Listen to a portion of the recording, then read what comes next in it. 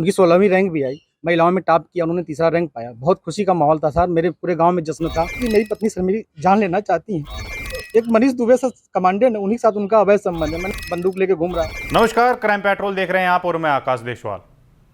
SDM ज्योति मौर्य, ये नाम पिछले कुछ दिनों से काफ़ी ज़्यादा चर्चाओं में है और चर्चा इसलिए है क्योंकि इन पर बहुत गंभीर आरोप लगे हैं और आरोप लगाने वाला कोई और नहीं बल्कि उनका पति आलोक मौर्य है। इनके पति का कहना है कि इन्होंने अपनी सैलरी से जू तू करके इनको पढ़ाया, इनको एसडीएम बनने में मदद की, लेकिन एसडीएम बनने के बाद इन्होंने इसको धोखा दे दिया। चलिए क्या है पूरा मामला आपको विस्तार से बताते हैं। 19 फरवरी 2010 ज्योति और आलोक की शादी होती है। ज्योति हालांकि बहुत सामान्य परिवार से थी। इसके जो पिता हैं वो आटा चक्की की दुकान करते हैं।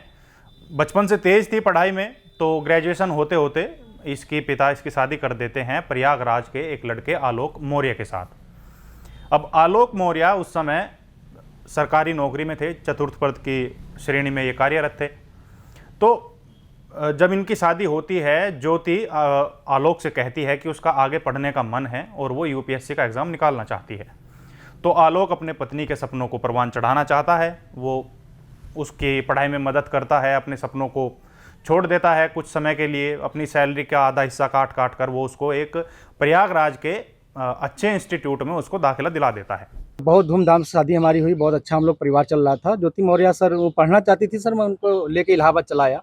उनको सर मैंने पढ़ाया, पैसे उधार लेके। कैसे, मैं छोटा कर्मचारी सर, मेरे पास इतने पैसे नहीं थे, मेरे पिताजी पैसे दिए, मैंने उनको पढ़ाया लिखाया। वो 2016 में सर 2016 में पीसीएस अधिकारी बन गई, एसडीएम पद पे चयन हुआ सर उनका।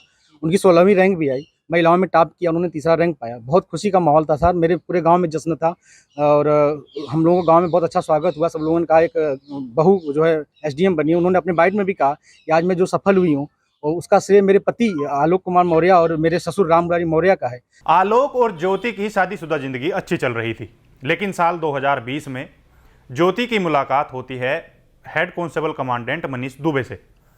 आलोक का कहना है कि इस मुलाकात के बाद से वो मनीष के करीब रहने लगी थी और उससे दूरियां बनाने लगी थी।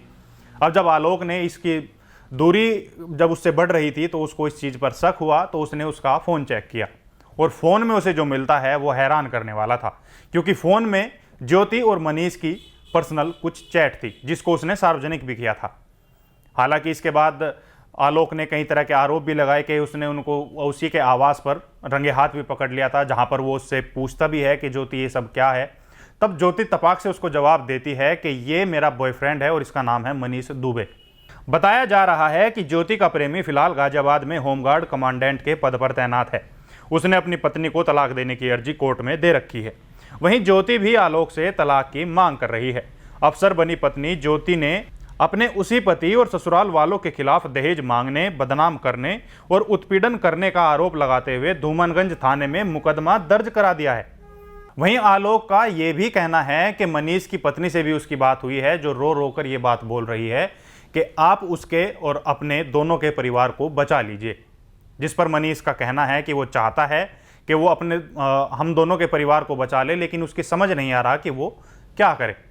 अब इसी के साथ आलोक ने कुछ ऐसी चीज़ें भी सार्वजनिक की हैं जो सीधे सीधे ज्योति पर बहुत से आरोप भी लगाती है।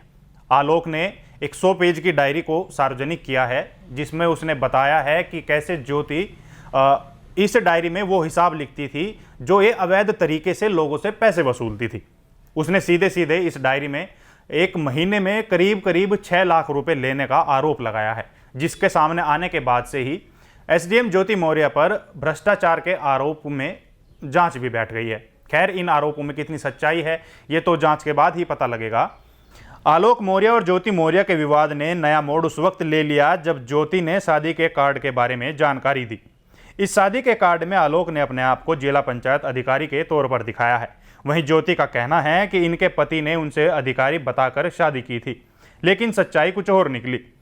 अब वहीं आलोक का कहना है कि जो ये शादी का कार्ड दिखाया गया है वो उसको फंसाने के लिए दिखाया जा रहा है और ये शादी का कार्ड झूठा है, क्योंकि उसने जैसे बताया कि जब इसकी शादी हो रही थी तब ये अध्यापिका नहीं थी, ये सिर्फ पढ़ रही थी।